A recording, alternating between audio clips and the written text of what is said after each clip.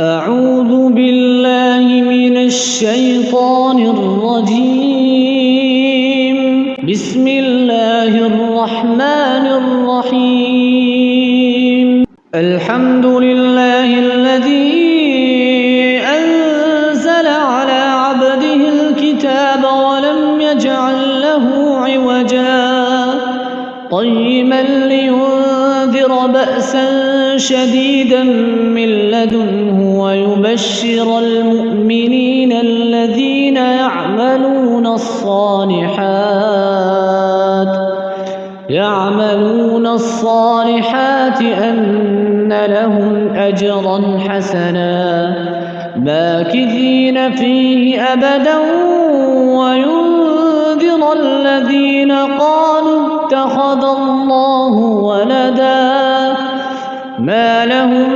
به من علم ولا لآبائهم كبرت كلمة تخرج من أفواههم إن يقولون إلا كذبا فلعلك باخع نفسك على آثارهم إن لم يؤمنوا بهذا الحديث أسفا إنا جعلنا ما على الأرض زينة لها لنبلوهم أيهم أحسن عملا وإنا لجاعلون ما عليها صعيدا جرزا أم حسبت أن أصحاب الكهف والرقيم كانوا من آياتنا عجبا إذ أوى الفتية إلى الكهف فقالوا ربنا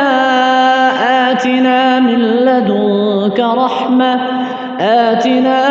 لدنك رحمة وهيئ لنا من أمرنا رشدا فضربنا على آذانهم في الكهف سنين عددا ثم بعثناهم لنعلم أي الحزبين أحصى لما لبثوا أمدا نحن نقص عليك نبأهم بالحق إنهم فتية آمنوا بربهم وزدناهم هدى وربطنا على قلوبهم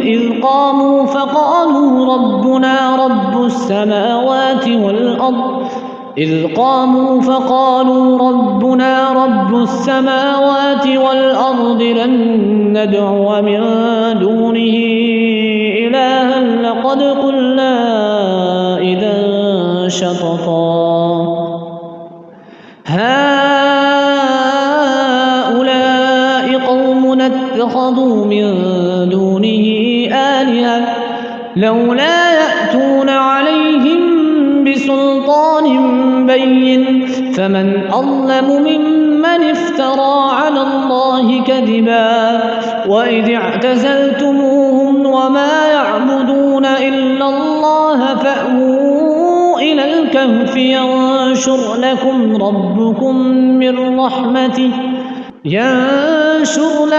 ربكم من رحمته ويهيئ لكم من أمركم مرفقا وترى الشمس إذا طلعت تزاور عن كهفهم ذات اليمين وإذا غربت تقرضهم ذات الشمال وهم في فجوة منه ذلك من آيات الله من يهد الله فهو المهتد ومن يضلل فلن تجد له وليا مرشدا وتحسبهم أيقاظا وهم رقود ونقلبهم ذات اليمين وذات الشمال وكلبهم باسط ذراعيه بالوصيد لو اطلعت عليهم لوليت منهم فرارا ولملئت منهم رعبا وكذلك بعثناهم ليتساءلوا بينهم قال قائل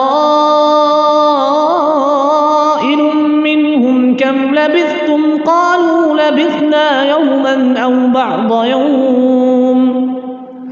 قالوا ربكم أعلم بما لبثتم فابعثوا أحدكم بورقكم هذه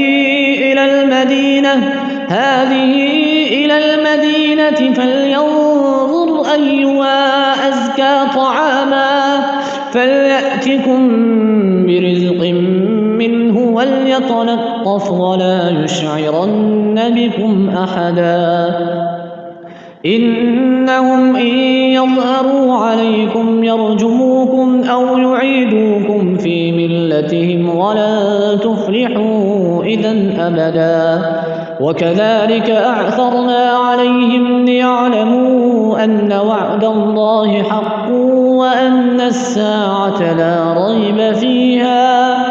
إذ يتنازعون بينهم أمرهم فقالوا ابنوا عليهم بنيانا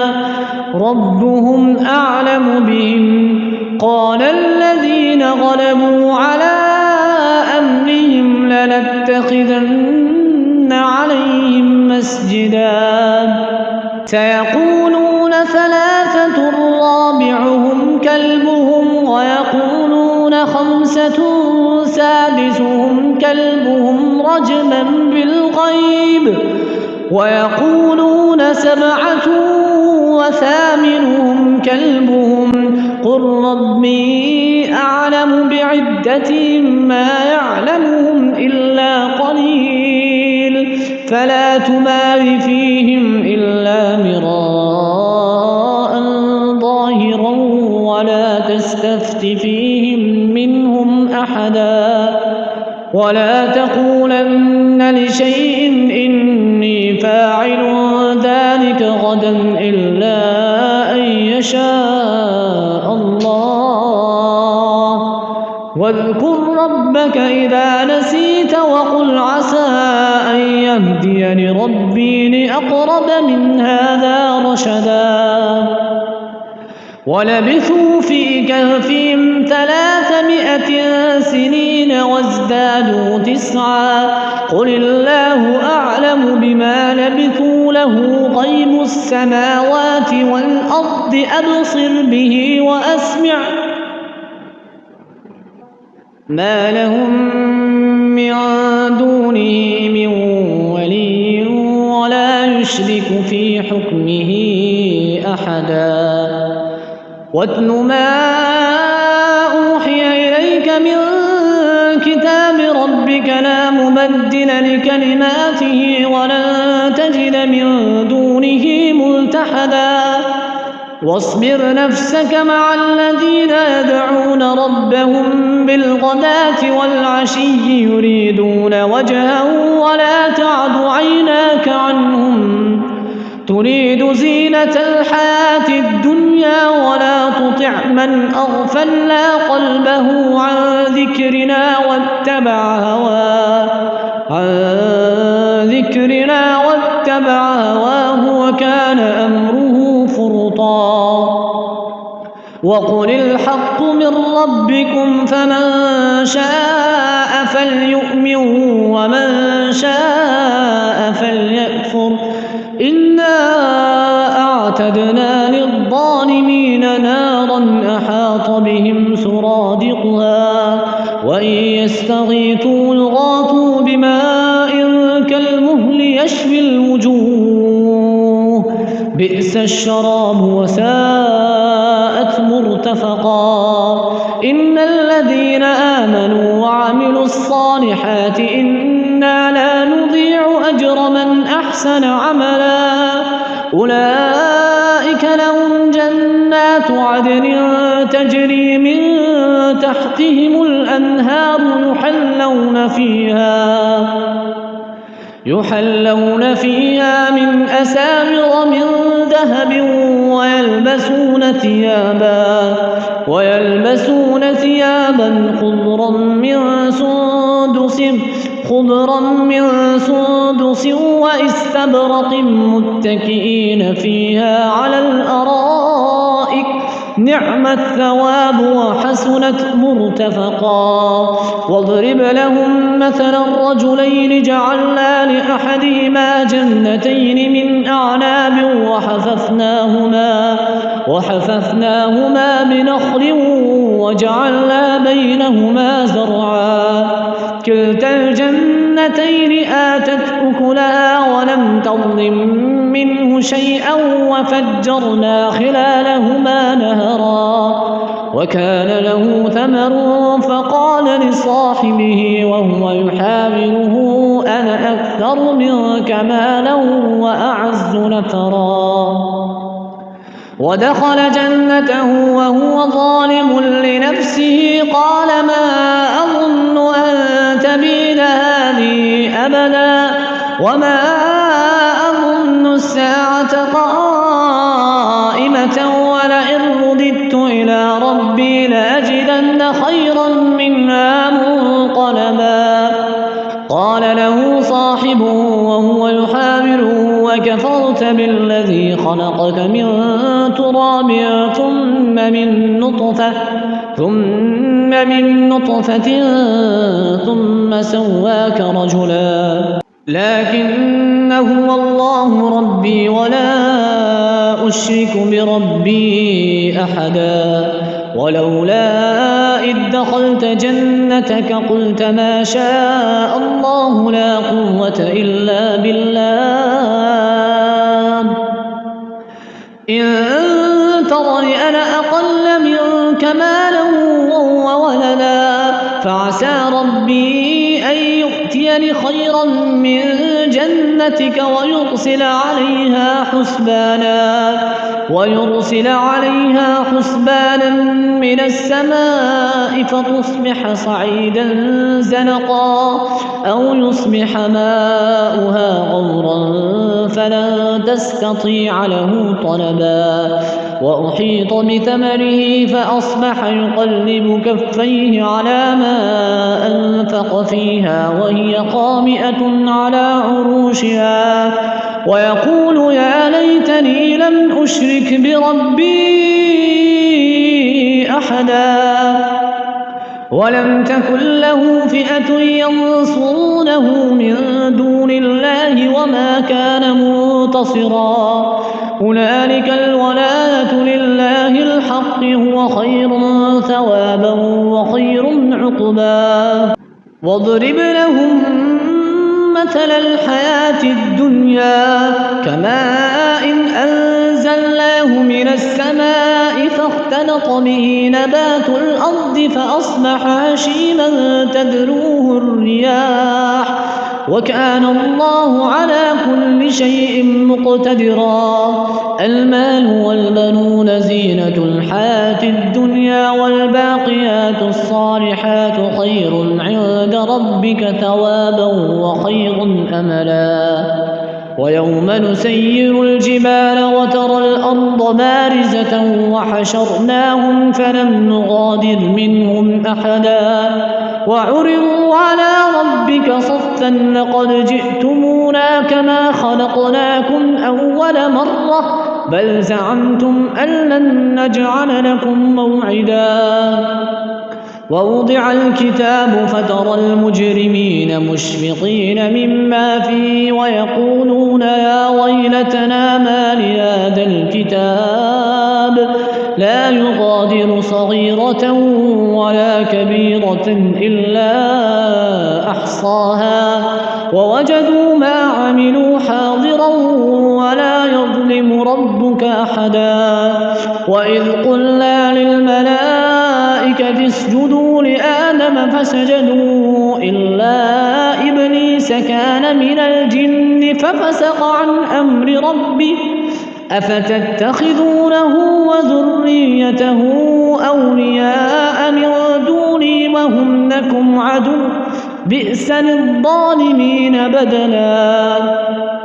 ما أشهدتهم خلق السماوات والأرض ولا خلق أنفسهم وما كنت متخذ المضلين عضدا ويوم يقول نادوا شركائي الذين زعمتم فدعوهم فلم يستجيبوا لهم وجعلنا بينهم موبقا ورأى المجرمون النار فظنوا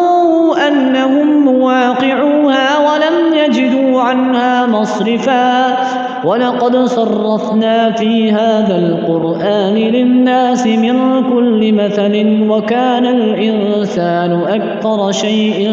جدلا وما منع الناس أن يؤمنوا إذ جاءهم الهدى ويستغفروا ربهم إلا أن تأتيهم سنة الأولين أو يأتيهم العذاب قبلا وما نرسل المرسلين إلا مبشرين ومنذرين ويجادل الذين كفروا بالباطل ليدحضوا به الحق واتخذوا آياتي وما أنذروا هزوا ومن أظلم ممن ذكر بآيات ربه فأعرض عنها ونسي ما قدمت يداه إنا جعلنا على قلوبهم أكنة أن يفقهوه وفي آذانهم وقرا وإن تدعهم إلى الهدى فلن يهتدوا إذن أبدا وربك الغفور ذو الرحمة لو يؤاخذهم بما كسبوا لعجل لهم العذاب بل لهم موعد لن يجدوا من دونه موئلا وتلك القرى أهلكناهم لما ظلموا وجعلنا لمهلكهم موعدا وإذ قال موسى لفتاه لا أبرح حتى أبلغ مجمع البحرين أو أمضي حقبا فلما بلغا مجمع بينهما نسيا حوتهما فاتخذ سبيله في البحر سربا فلما جاوزا قال لفتاه آتنا غداءنا لقد لقينا من سفرنا هذا نصبا قال أرأيت إذ أوينا إلى الصخرة فإني نسيت الحوت وما أنسانيه إلا الشيطان أن أذكره واتخذ سبيله في البحر عجبا قال ذلك ما كنا نبغي فارتدا على آثارهما قصصا فوجدا عبدا من عبادنا آتيناه رحمة من عندنا وعلمناه من لدنا علما قال له موسى هل أتبعك على أن تعلمني مما علمت رشدا قال إنك لن تستطيع معي صبرا وكيف تصبر على ما لم تحط به خبرا قال ستجدني إن شاء الله صابرا ولا أعصي لك أمرا قال فإن اتبعتني فلا تسألني عن شيء حتى أحدث لك منه ذكرا فانطلقا حتى إذا ركبا في السفينة خرقها قال أخرقتها لتغرق أهلها لقد جئت شيئا إمرا قال ألم أقل إنك لن تستطيع معي صبرا قال لا تؤاخذني بما نسيت ولا ترهقني من أمري عسرا فانطلقا حتى إذا لقيا غلاما فقتله قال أقتلت نفسا زكية بغير نفس لقد جئت شيئا نكرا قال ألم أقل لك إنك لن تستطيع معي صبرا قال إن سألتك عن شيء بعدها فلا تصاحبني قد بلغت من لدني عذرا فانطلقا حتى إذا أتى أهل قرية استطعما أهلها فأبوا أن يضيفوهما فوجدا فيها جدارا يريد أن ينقض فأقامه قال لو شئت لاتخذت عليه أجرا قال هذا فراق بيني وبينك سأنبئك بتأويل ما لم تستطع عليه صبرا أما السفينة فكانت لمساكين يعملون في البحر فأردت أن أعيبها وكان وراءهم ملك يأخذ كل سفينة غصبا وأما الغلام فكان أبواه مؤمنين فخشينا أن يرهقهما طغيانا وكفرا فأردنا أن يبدلهما ربهما خيرا منه زكاة وأقرب رحما وأما الجدار فكان لغلامين يتيمين في المدينة وكان تحته كنز لهما وكان أبوهما صالحا فأراد ربك أن يبلغا أشدهما ويستخرجا كنزهما رحمة من ربك وما فعلته عن أمري ذلك تأويل ما لم تسطع عليه صبرا ويسألونك عن ذي القرنين قل سأتلو عليكم منه ذكرا إنا مكنا له في الأرض وآتيناه من كل شيء سببا فأتبع سببا حتى إذا بلغ مغرب الشمس وجدها تغرب في عين حمئة ووجد عندها قوما قلنا يا ذا القرنين إما أن تعذب وإما أن تتخذ فيهم حسنا قال أما من ظلم فسوف نعذبه ثم يرد إلى ربه فيعذبه عذابا نكرا وأما من آمن وعمل صالحا فله جزاء الحسنى وسنقول له من أمرنا يسرا ثم أتبع سببا حتى إذا بلغ مطلع الشمس وجدها تطلع على قوم لم نجعل لهم من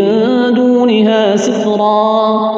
كذلك وقد أحطنا بما لديه خبرا ثم أتبع سببا حتى إذا بلغ بين السدين وجد من دونهما قوما لا يكادون يفقهون قولا قالوا يا ذا القرنين إن يأجوج ومأجوج مفسدون في الأرض فهل نجعل لك خرجا على أن تجعل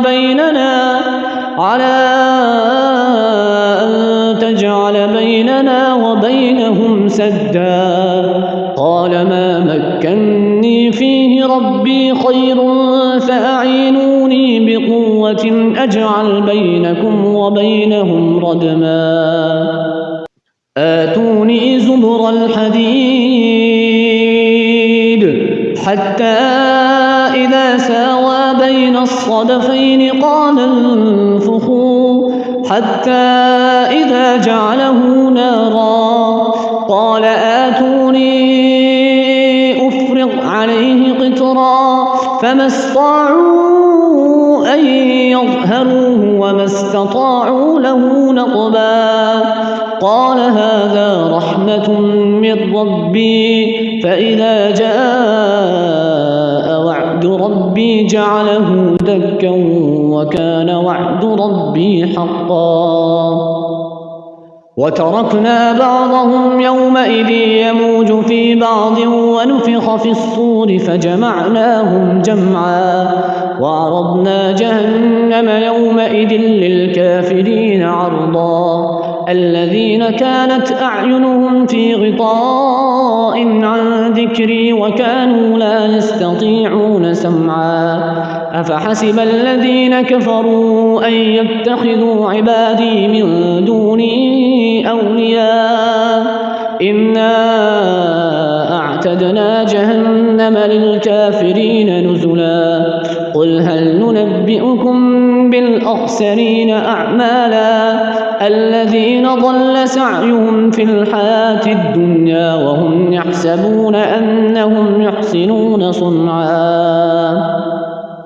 أولئك الذين كفروا بآيات ربهم ولقائه فحبطت أعمالهم فلا نقيم لهم يوم القيامة وزنا ذلك جزاؤهم جهنم بما كفروا واتخذوا آياتي ورسلي هزوا إن الذين آمنوا وعملوا الصالحات كانت لهم جنات الفردوس نزلا خالدين فيها لا يبغون عنها حولا قل لو كان البحر مدادا لكلمات ربي لنفد البحر قبل أن تنفد كلمات ربي ولو جئنا بمثله مددا قل إنما أنا بشر مثلكم يوحى إلي أنما إلهكم إله واحد فمن كان يرجو لقاء ربه فليعمل عملا صالحا ولا يشرك بعبادة ربه أحدا